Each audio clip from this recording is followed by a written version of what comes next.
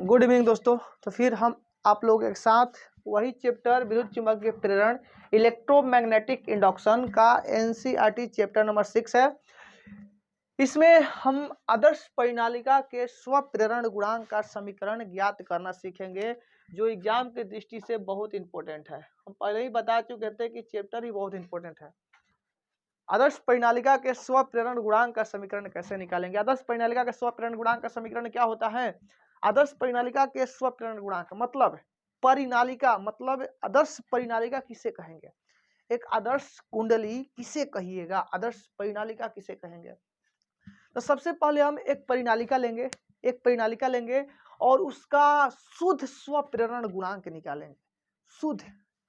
शुद्ध स्वप्रेरण गुणांक निकालेंगे। आदर्श परिनालिका का स्वप्रेरण गुणांक का समीकरण, आदर्श मतलब अच्छा होता है, और अच्छा परिनालिका का स्वप्रेरण गुणांक क्या होगा, यही निकालना है हमें। बात समझ में आ रहा होगा आप लोगों को? चलिए ज्ञात करते हैं बिना देर किए। तो यहाँ पर सबसे हमें मानेंगे कि माना परिनालिका का इमेजिंग करेंगे, सोचेंगे कैसा परिनालिका हो सकता है। तो माना एल लंबाई एवं ए अनुप्रस्थ काट के परिनालिका में, माना ए लंबाई एवं ए अनुप्रस्थ काट के परिनालिका में फेरों की संख्या n है। एल लंबाई है और ए अनुप्रस्थ काट के परिनालिका में फेरों की संख्या है। फेरों की संख्या क्या है? बढ़की n है। फेरों की संख्या n है। माना एल लंबाई एवं ए अनुप्रस्थ काट के परिनालिका में फेरों की संख्या n है। यदि परिनालिका में प्रवाहित होने वाला विद्युत धारा, यहाँ पर यदि लिख दे, यदि परिनालिका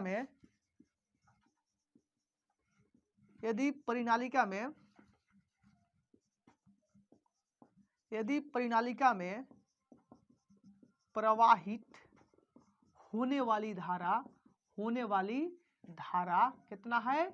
I हो। यदि परिनालिका में प्रवाहित होने वाली धारा I है, यदि परिनालिका में प्रवाहित होने वाली धारा I हो तो क्या हो सकता है?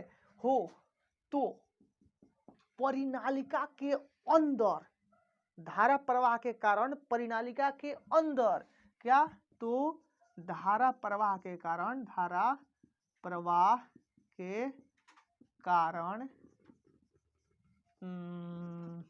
परिनालिका के अंदर उत्पन्न चुंबकीय क्षेत्र, जगह छूट गया, ऊपर लिखते हैं। तो धारा प्रवाह के कारण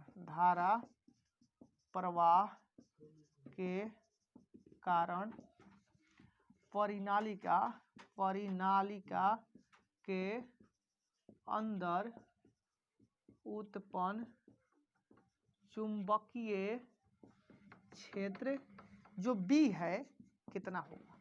B जो है कितना होगा? तो एम्पियर का परिपथीय नियम याद कीजिए, उधर डायरेक्ट कहता है ना, जो B होता है, B बराबर फॉर्मूला होता है mu not into n into आई।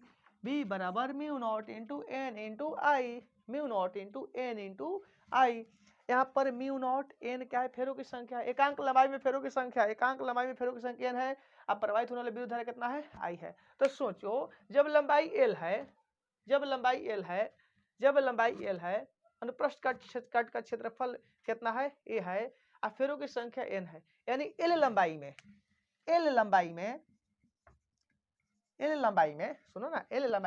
फेरों की संख्या n, इसलिए एकांक कर दिया जाएगा तो n बटा में l, यानी छोटकी n का मान कितना हो गया? n बटे l हो गया। L लंबाई में फेरों की संख्या n, एक के लिए n बटे l, मतलब छोटकी n का मान कितना हो जाएगा? n बटा में l हो जाएगा। तो यहाँ पर भी निकालेंगे तो म्यू नॉट का म्यू नॉट हो गया, आई इंटू n जो छोटा n है, एकांक लंबाई में n बटा में l होगा। l लंबाई में फेरों की संख्या n है, तो एकांक लंबाई में निकालेंगे तो n बटे l होगा, इंटू में आई होगा।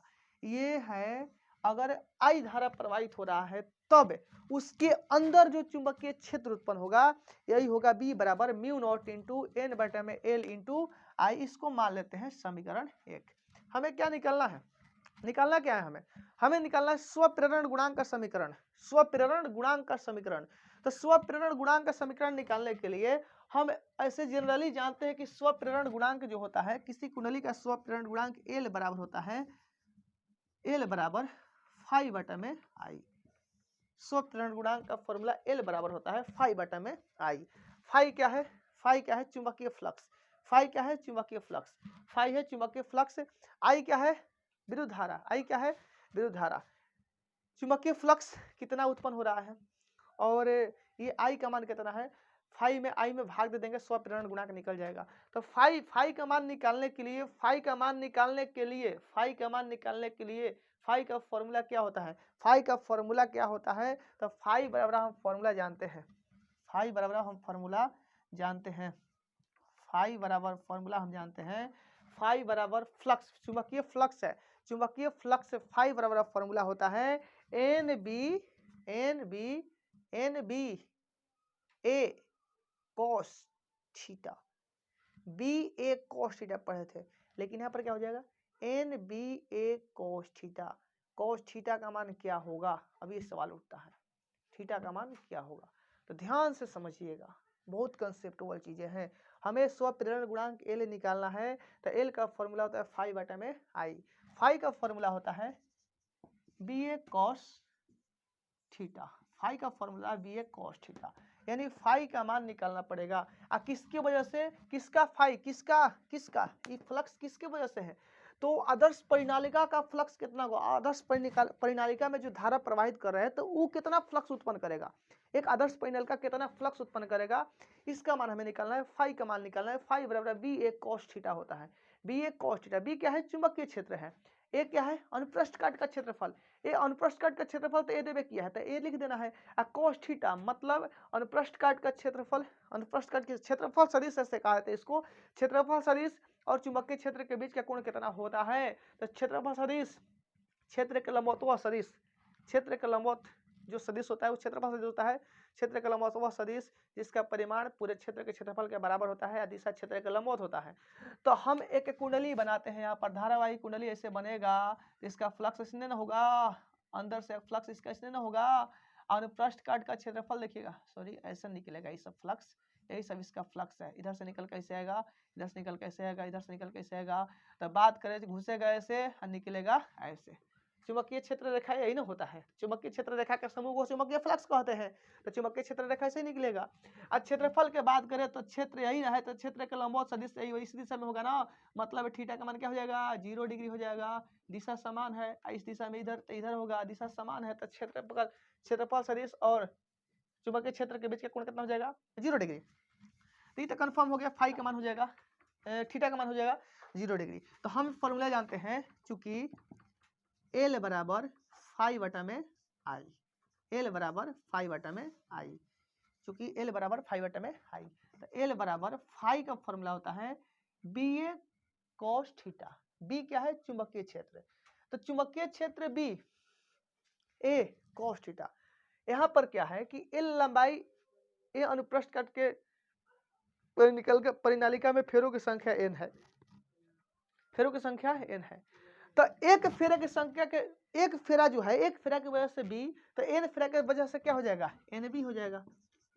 एक फेरा की वजह से जो चुंबकीय क्षेत्र है भी उत्पन्न हो रहा है, तो एन फेरा की संख्या से एन बी हो जाएगा, एन बी ए कॉस 0, एन बी ए कॉस 0। अब बटा में आई का मान, तो आई का मान आई तो आई है, विद्युत धारा प्रवाहित हो रहा है आई। अब लिखना चाहे तो इसको लिख सकते इस तरीका से एल बराबर एन बी चुंबकीय क्षेत्र है, तो उसमें चुंबकीय क्षेत्र आखिर उत्पन्न कितना हो रहा है, आखिर जो चुंबकीय क्षेत्र उत्पन्न कितना हो रहा है एक फेरा के लिए, एक फेरा के लिए चुंबकीय क्षेत्र निकाल चुके हैं हम यहाँ पर। तो एक फेरा के लिए कितना चुंबकीय क्षेत्र उत्पन्न हो रहा है, तो म्यू नॉट इंटू एन बटा में एल इंटू में आई, म्यू नॉट इंटू एन बटा में एल इंटू में आई। इंटू में ए है ना, तो इंटू में क्या हो गया ए हो गया। cos 0 का मान क्या हो जाएगा, cos 0 का मान कमेंट करे, कमेंट कमेंट कमेंट, कहो जीरो कमान, कहो जीरो कमान। एक अरे गधा, कहो जीरो कमान क्या होगा? यहाँ पर 1 लिखेंगे तो 1 में गुना करेंगे तो 1 ना सब है ना हो जाएगा। 1 किस हो जाएगा? उतना ही जितना है 1 में जितना से गुना करेंगे जितना है उतना ही हो जाता है। तो इतना हो गया, यहाँ से आई कट जाएगा तो एल बराबर कितना हो गया? Mu not into N square बटा में एल इंटू में ए। एल बराबर आ गया mu not into N square बटा में एल इंटू में A. Mu not into N square बटा में एल इंटू में ए। या इसको लिखना चाहिए इस तरह से लिख सकते हैं, एल बराबर mu not into N square into A बटा में L. Mu not into N square into A बटा में एल। समीकरण हो जाएगा 2। आज समीकरण 2 आदर्श परिनालिका के स्वप्रेरण गुणांक का समीकरण है। समीकरण 2 आदर्श परिनालिका के स्वप्रेरण गुणांक का समीकरण है। समीकरण 2 आदर्श परिनालिका के स्वप्रेरण गुणांक का समीकरण है। ये आपका आदर्श परिनालिका के स्वप्रेरण गुणांक का समीकरण निकल गया। ये सब एग्जाम के दृष्टि से बहुत इंपॉर्टेंट है, पॉइजन चीज है, इसे छोड़िएगा मत, सब याद कर लीजिएगा। ठीक है, मिलते हैं अगली वीडियो में। आज के लिए बस इतना है।